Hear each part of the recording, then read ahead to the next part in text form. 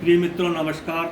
मैं ओपी शर्मा ज्योतिषाचार्य नई विद्या ज्योतिष परामर्श केंद्र में आपका हार्दिक स्वागत करता हूं। पुनः मैं ये जो लग्न वाइज कारक ग्रह, अकारक ग्रह, मारक ग्रह, बाधक ग्रह कौन कौन से हैं, अर्थात कौन कौन सी महादशाएं जातक को शुभ फलदायी होगी, कौन कौन सी महादशाएं अशुभ फलदायी, इसकी जो श्रृंखला चलाई है उसमें हम मेष लग्न से तुला लग्न तक जातकों को तत्संबंधी जानकारी दे चुके हैं। आज हम वृश्चिक लग्न के बारे में बात करते हैं। वृश्चिक लग्न में कौन सी महादशा, किस ग्रह की महादशा या अंतरदशा शुभ फलदायी होगी और किस ग्रह की महादशा अंतरदशा अशुभ फलदायी होगी। तो आज वृश्चिक लग्न के बारे में बात करते हैं। वृश्चिक लग्न में जो लग्नेश है वो मंगल है, तो निश्चित रूप से मंगल जो है वो जातक को शुभ फलदायी होता है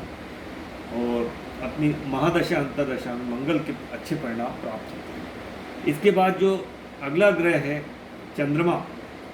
चंद्रमा यहाँ वृश्चिक लग्न में भाग्येश होता है, तो चंद्रमा बहुत ही शुभ फलदायी होगा।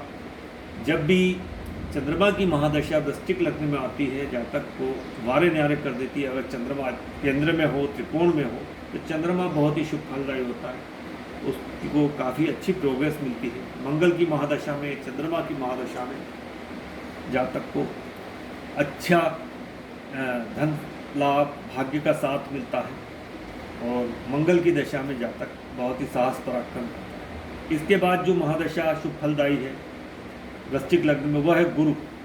गुरु यहाँ पर धनेश एवं पंचमेश, त्रिकोण का भी स्वामी है और धनेश भी, तो यहाँ गुरु की महादशा शुभ फलदायी है। इसके बाद जो महादशा शुभ फलदायी होगी वृश्चिक लग्न में वह है सूर्य की। सूर्य यहाँ वृश्चिक लग्न में दशमेश है और लग्नेश का मित्र भी है। तो ये चार महादशाएं मंगल, चंद्र, गुरु, सूर्य यदि वृश्चिक लग्न के जातकों को प्राप्त होती है तो उन्हें इन चारों महादशाओं में बहुत ही शुभ परिणाम प्राप्त होते हैं। अब अकारक जो ग्रह होते हैं वृश्चिक लग्न के, जिसकी महादशाएं शुभ फलदायी नहीं है, तो उसमें सबसे पहला नाम है बुध का। बुध यहाँ पर अष्टम भाव का भी स्वामी है और एकादश भाव का स्वामी। तो ये दोनों जो भाव है वो शास्त्रों के अनुसार अशुभ कहे गए हैं। अष्टम भाव तो कुंडली का सबसे दूषित भाव या दुस्थान कहा गया है और एकादश भाव जो कि षष्ठम से षष्ठम होता है, ये भी बीमारियां देता है, तो इसको भी अशुभ फलदायी माना गया है। तो यहाँ बुध वृश्चिक लग्न के जातकों के लिए अशुभ फलदायी, क्योंकि जो बुध है वो लग्नेश मंगल का शत्रु भी है, मित्र नहीं। इसके बाद हम शनि की बात करते हैं। तो शनि यहाँ पर तृतीयेश और चतुर्थेश, तो तृतीय भाव अशुभ फलदायी होता है और जो मंगल होता है वो शनि जो है वो मंगल का, लग्नेश मंगल का शत्रु है। तो शनि की महादशा में वृश्चिक लग्न के जातकों को काफ़ी संघर्ष करना पड़ता है, संघर्ष के बाद ही परिणाम प्राप्त होता है। इसके बाद जो मारक भाव है शुक्र, यहाँ प्रबल मार्केट है। वृश्चिक लग्न में शुक्र की जब भी महादशा अंतरदशा आती है, जातक को बहुत कष्ट झेलने पड़ते हैं, बहुत संघर्ष करना पड़ता है, क्योंकि वृश्चिक लग्न में जो शुक्र है वो अष्टम से द्वादश अर्थात सप्तम भाव जो मारक भाव होता है उसकी एवं दूसरी राशि इसकी व्यय भाव में पड़ती है। दोनों भाव अच्छे नहीं कहे गए हैं और शुक्र की महादशा में अच्छे परिणाम नहीं प्राप्त है, तो शुक्र जहाँ भी बैठेगा यहाँ पर उससे संबंधित परिणाम अच्छे नहीं मिलते हैं, वो भाव दूषित होता है। वैसे शुक्र एक शुभ ग्रह है, नैसर्गिक शुभ ग्रह है, तो उसके शुभत्व के परिणाम वो तो प्राप्त होंगे, लेकिन जो भाव से संबंधित है वह हमें परिणाम अच्छे प्राप्त नहीं होते, या महादशा में शुक्र की महादशा में वृश्चिक लग्न को अशुभ परिणाम प्राप्त होते। अब यहाँ बाधक चंद्रमा जो है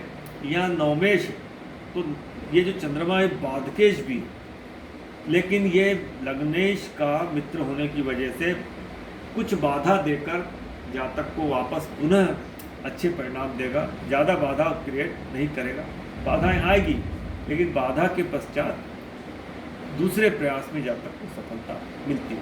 तो मित्रों, ये वृश्चिक लग्न के जातकों को कौन से ग्रह शुभ, कौन से ग्रह अशुभ और कौन से ग्रह बाधा उत्पन्न करने वाले होते हैं, उसके बारे में बताने का प्रयास किया गया।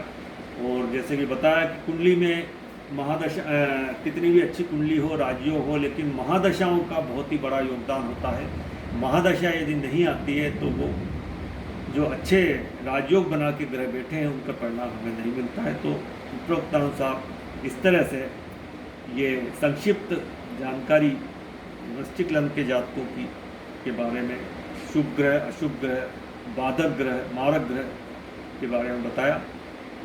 और वीडियो यदि इन्फॉर्मेटिव लगता है तो लाइक कीजिए, चैनल को सब्सक्राइब कीजिए, शेयर कीजिए और वीडियो पूरा देखा इसके लिए मैं आपको धन्यवाद देता हूँ। नमस्कार।